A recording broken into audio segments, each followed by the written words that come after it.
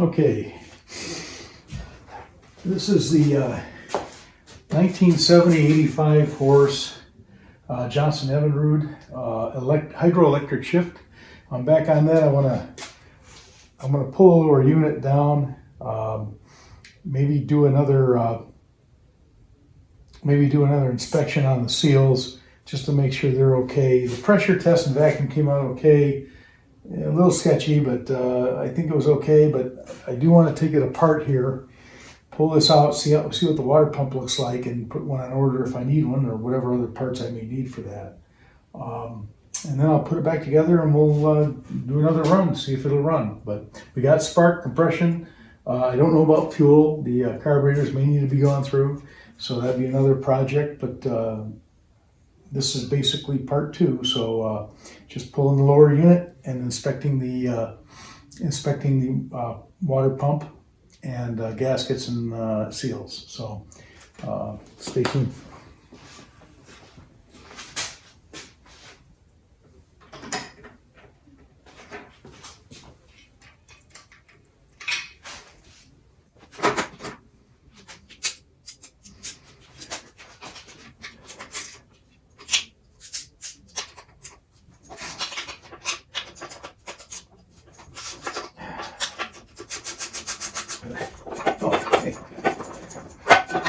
Oh, give you pleasure.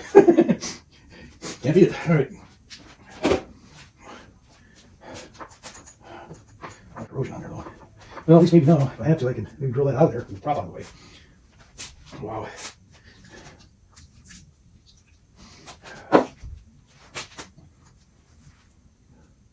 Let's see.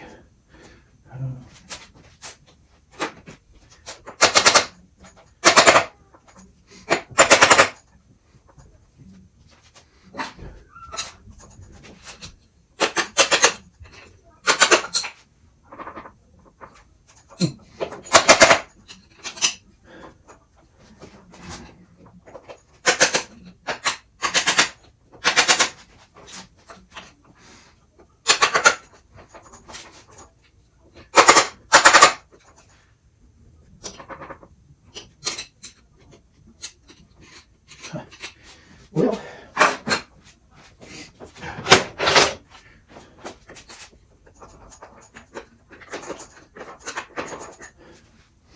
that should come up there. And she might be fused on there too.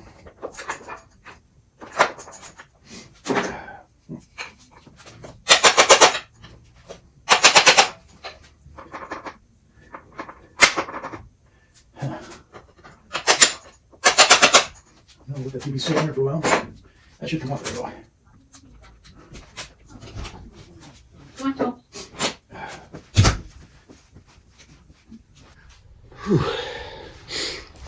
Okay, finally got this.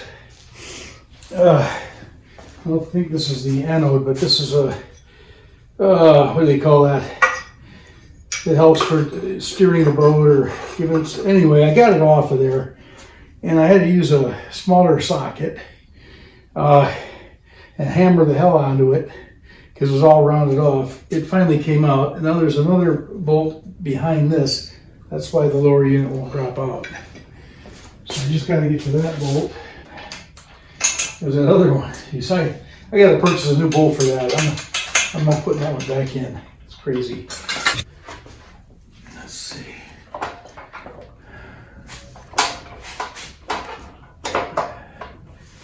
Yeah, just slide right out. There it comes. Okay. There it comes. Now, the shift shaft here is going to be a problem. Because that's the problem.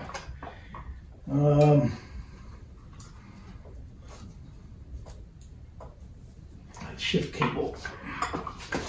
Yeah. So I don't want to destroy that. Okay, I'm gonna set that back down, take some weight off of it, because that cable is not pulling through easily. That shift cable is an expensive part of this, and I hope I can salvage that. be mindful of that cable. Instead of a shift lever, it's got the hydroelectric, so it's got a shift cable that goes all the way up through there. And yeah, I figure out how to get this open up. I'll drop it on the ground. I think. Okay, let's get my wrench out of there. Stop. Oh, I see. Yeah, I see. Little blade connectors are holding it. Need to encourage that to go through the hole.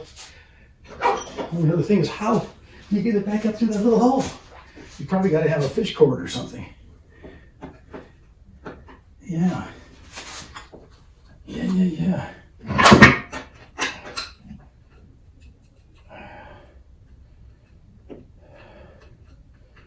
I guess I'll cross that bridge when I get to it, or jump off of it, one or the other. There it comes. And there's the water tube. It goes here. Okay. Well, that don't look all that horrible, man. That looks in pretty good shape, I gotta say, for being as old as that is. Awesome. I hope that it works as good as it looks, but I'll test that out. I'll put 12 volts to it once I get some new lubricant in it and see if those solenoids are actually going to engage. But I'll get it up on the vise. Well, success! Okay.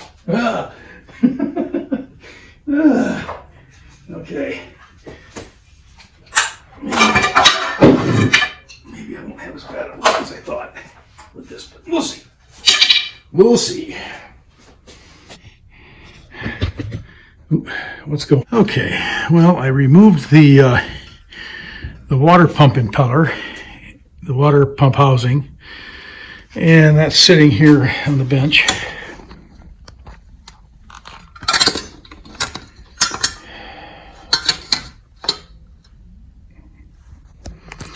There's the plate. Plate looks pretty good. No scarring. Inside the housing looks pretty good. Not bad. No seals on this to speak of. The seals are up here on top, right here. And I've got about 20 pounds of pressure going into the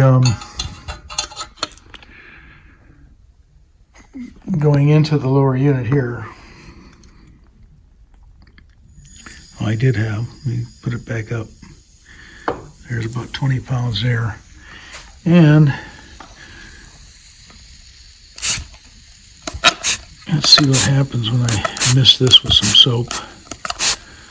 Yeah, it is starting to, you can see it bubbling. Well, yeah, it may have a seal leak there.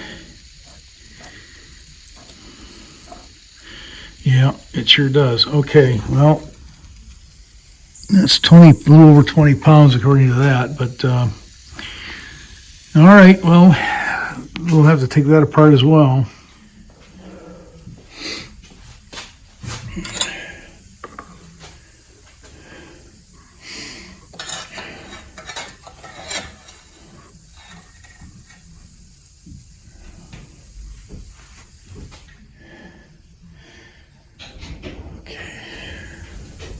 Well, at least I know it's leaking here.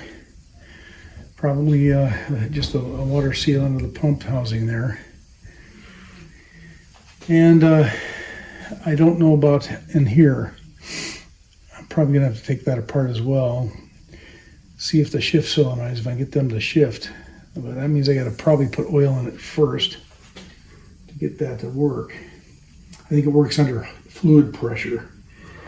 So it's already drained out, so I really can't test it without fluid in it.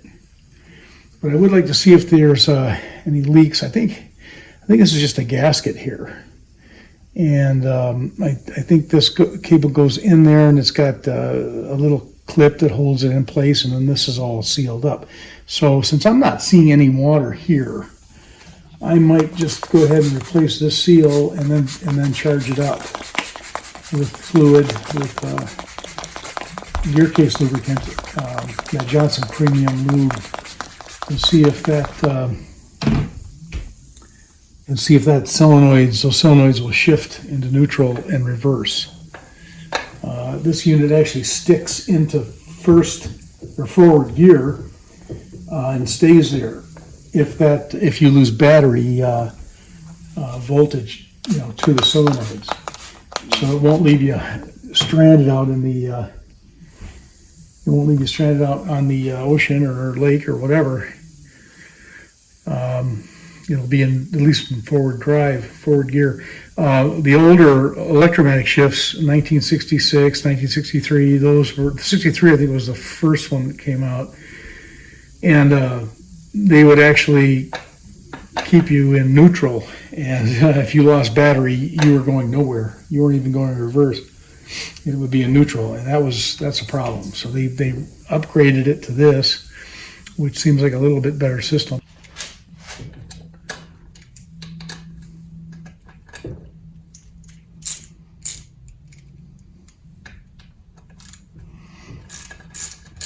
That was loose. Wasn't tight at all on that one.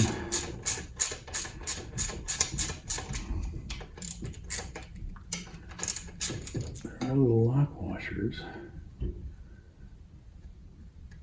This one's missing a lock washer. Maybe that's why it was loose.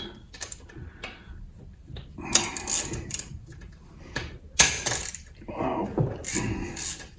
That one was tight.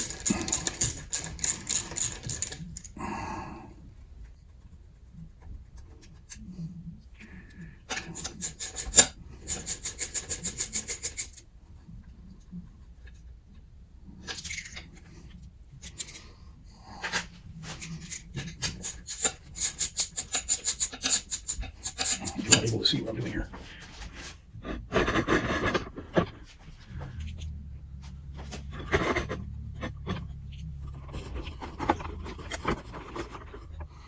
Okay, I think you can see now. Just removing the 4 bolts into this housing. This is where the bearing or the seal resides, and the bearing probably underneath it. So I'm thinking that the seals need to be pressed into this housing.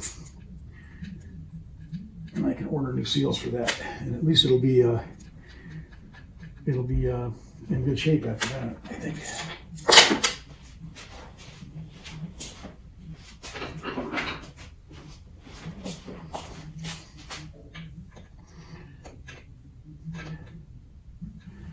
I'm not real sure how this comes out of here.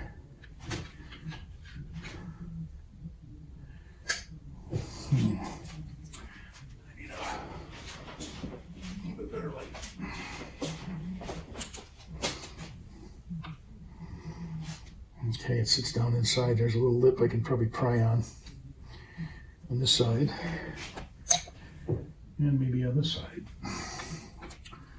So, I wonder, get some bigger.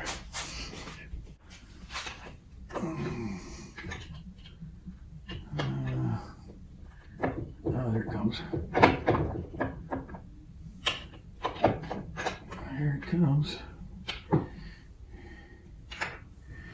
And there it goes.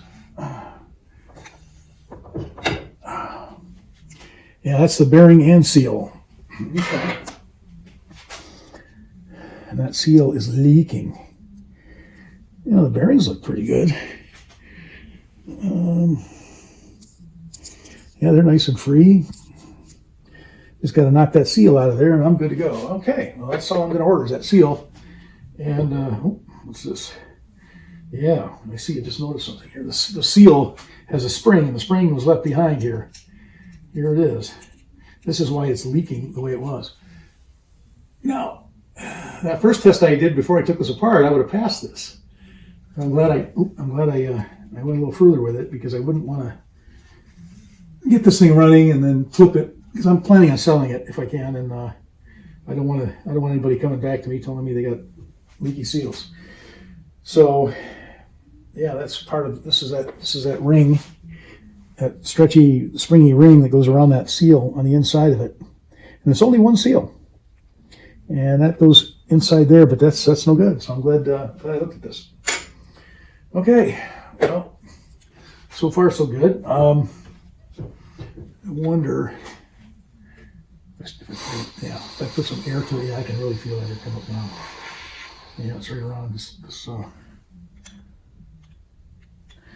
right around this prop shaft here, bearing. Okay. I'll clean that up real good. I'll tap those holes out, clean them out, get this thing ready for a new seal. And I don't know, I haven't decided yet whether I'm going to use the old impeller or not. It doesn't really look that bad. I'll check it tomorrow, see if the springiness comes back. If it doesn't, then I'll probably buy one of those too and just replace it and get it all back together. And then I can bench test the solenoids with it full of fluid. But that's where I end it today. So, all right.